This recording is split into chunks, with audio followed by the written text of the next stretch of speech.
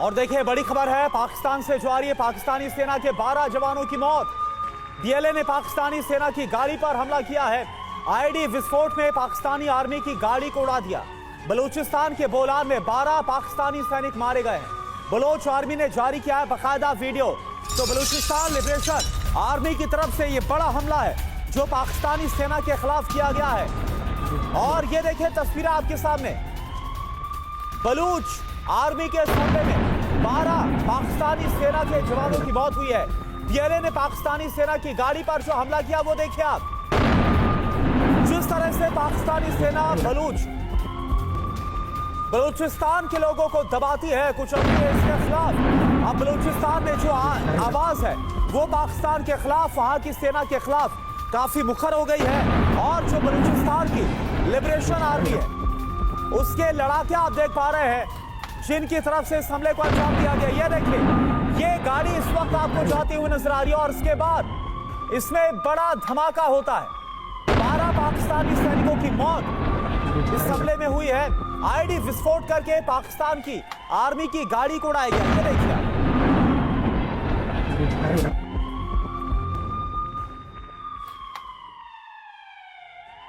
तो top secret plan जिससे पाकिस्तान में मच गया कोहराम।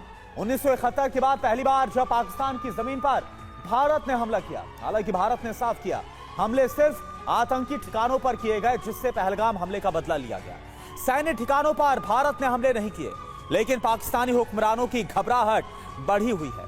अगर ऑपरेशन सिंदूर पार्ट 2 शुरू हुआ तो पाकिस्तान को संपूर्ण विनाश से कोई नहीं बचा सकता, क्योंकि पाकिस्तान ने अगर हिमाकत दिखाई तो मोदी प्रतिशोध का अगला चरण आरंभ कर सकते हैं।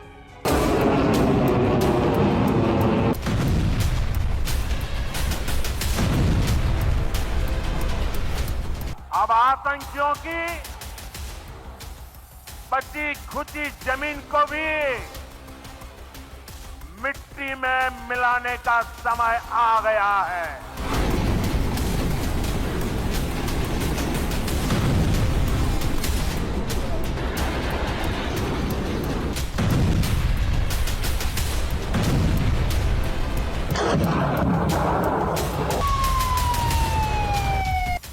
भारतीयों की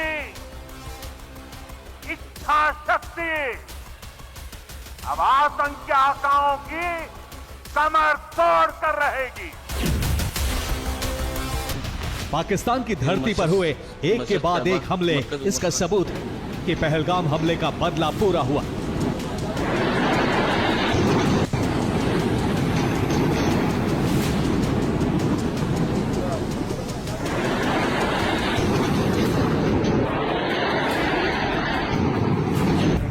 पाकिस्तानी हुक्मरानों के झुके सिर चेहरे पर करारी हार के भाव बता रहे हैं कि भारत ने आतंक के अड्डों को मिट्टी में मिला दिया।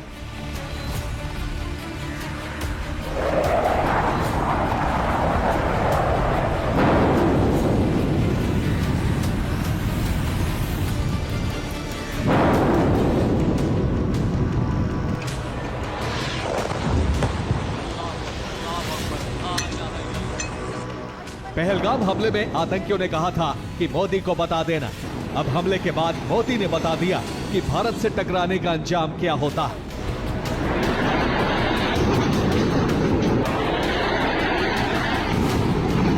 और इसका संकेत पीएम मोदी ने 22 अप्रैल को पहलगाम हमले के तुरंत बाद कर दिया था। Today, from the soil of Bihar, I say to the whole world,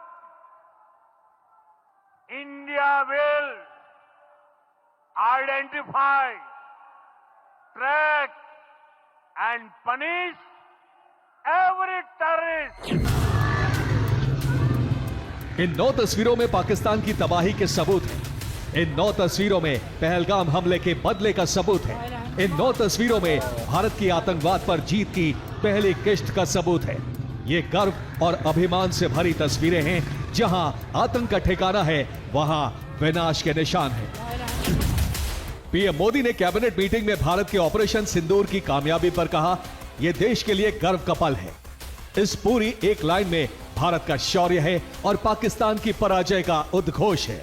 Bharat माता की, भारत माता की, भारत माता की।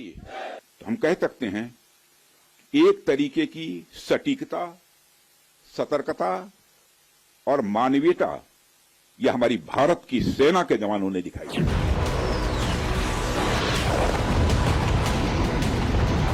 बात बात पर परमाणु बम की धमकी देने वाले पाकिस्तान में मातम पसरा है। हुक्मरानों के मुंह लटके हुए हैं। राफेल के प्रहार से मुनीर और शहबाज की हेकड़ी निकल गई है। अब पाकिस्तानी हुक्मरानों की बॉडी लैंग्वेज बता रही है कि भारत के हमले से उन्हें कितना बड़ा सदमा लगा है। पाकिस्तान की सिक्योरिटी काउंसिल की मीटिंग में सबके चेहरे उतरे हुए थे। पाकिस्तान के आर्मी चीफ आसिम मुनीर के चेहरे का रंग उतरा हुआ है। शहबाज शरीफ के चेहरे की हवाइयां उड़ी हुई हैं। रक्षा मंत्री ख्वाजा आसिफ ने पूरी तरह हथियार डाल दिए। भारत के प्रधानमंत्री ने कहा था कि सिंदूर उजाड़ने वाले बख्शे नहीं जाएंगे, इसलिए इसका नाम ऑपरेशन सिंदूर रखा और जैसा कहा वैसा 15 दिन में करके दिखा दिया।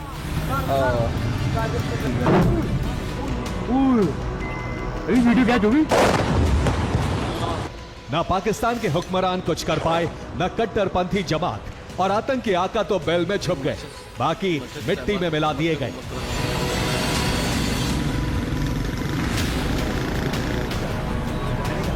सूत्रों से मिली जानकारी के मुताबिक अभी भारत ने ऑपरेशन सिंदूर रोका नहीं है। भारत फिर से एक्शन ले सकता है, इसलिए शहबाज शरीफ की घबराहट बढ़ रही है। हालांकि अब पाकिस्तान अपनी खिसियाहट निकालने के लिए इस मामले को यूएन लेकर जा रहा है।